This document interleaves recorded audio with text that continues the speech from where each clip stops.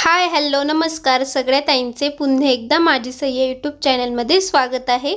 चला तर आपली सकाळचं रुटीन तर दररोज काही व्हिडिओ काढायला काय आपलं म्हणजे जमत नाही। ज्या दिवशी थोडंसं निवांत असते त्या दिवशी मी शूट करते आणि तुमच्यासोबत शेअर करते।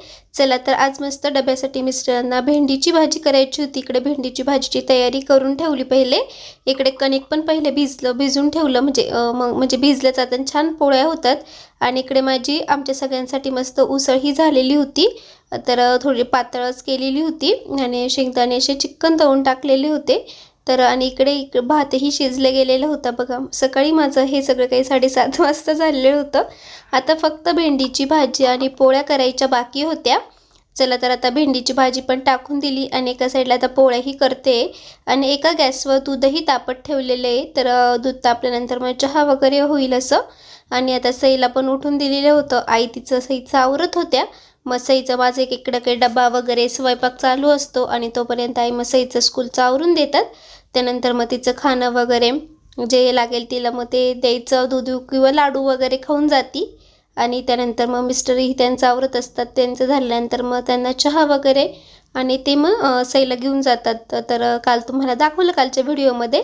तर 8 वाजता निघतात ते आणि सई ही शाळेमध्ये जाते, 11 वाजता येते। तर मग आमचं सगळ्यांचा स्वयंपाकही डब्यासोबतच होऊन जातो असं। चला तर डब्यासाठी थोड्या छोट्या पोळ्या केल्यानंतर मग आमच्यासाठी सगळ्यांना म्हणजे थोडी मीडियमच साईज असते, जास्त काही मोठी नसते ती आणि पातळ असते, मग काय वाटत नाही एवढं काही। तर चला मस्त अशी ठम्म फुगते पोळ्या आणि छान म्हणजे हे घरचेच गहू आहे ना, तर छान पोळे पण येतात। बऱ्याच त्यांनी विचारलं पण मलाच नाव माहीत नाही आहे। आणि भेंडीची भाजी पण झालेली होती, बंद केलेली होती।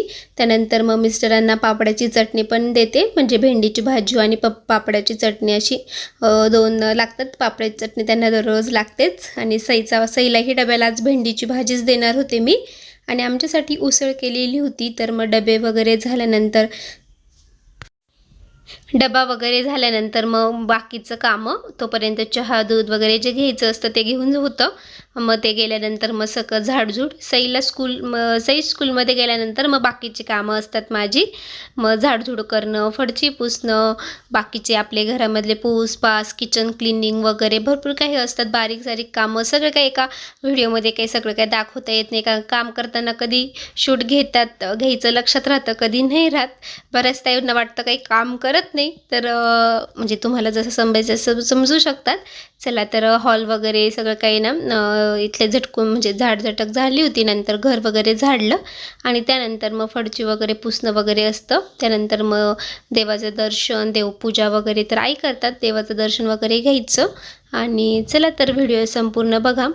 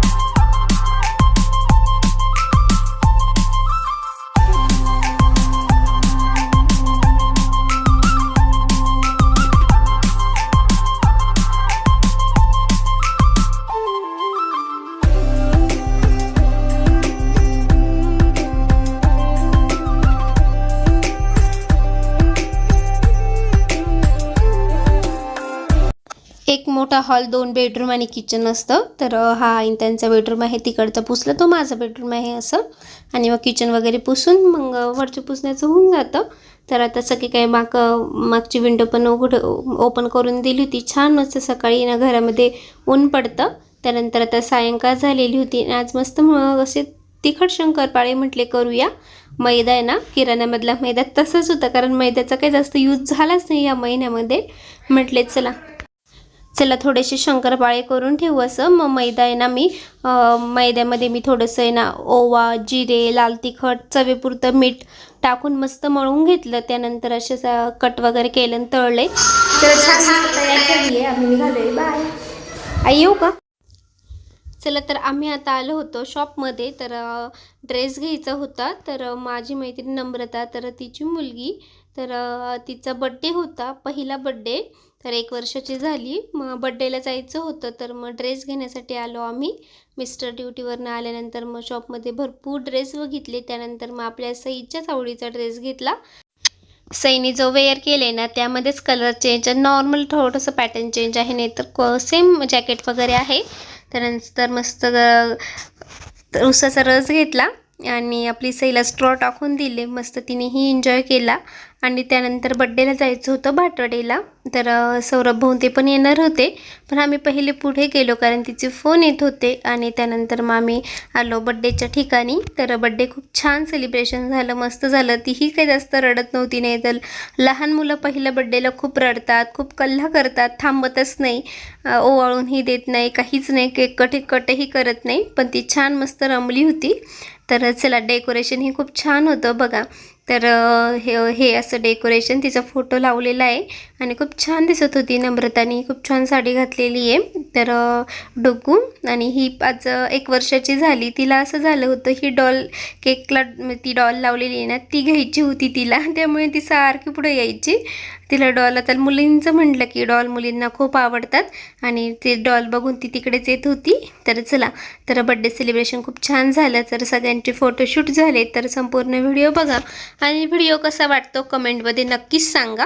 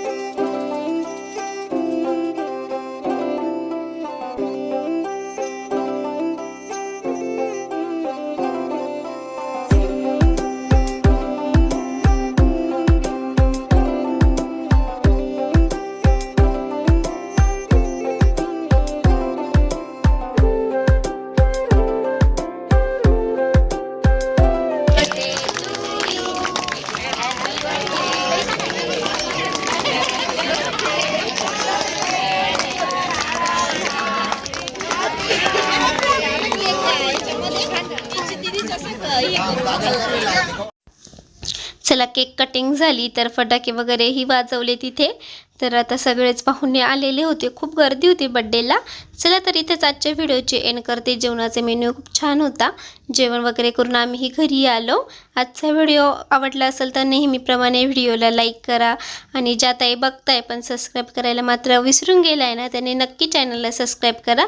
अशाच छान व्हिडिओसह पुन्हा लवकरच भेटू. तोपर्यंत सगळ्या ताईंना, मावशींना बाय बाय.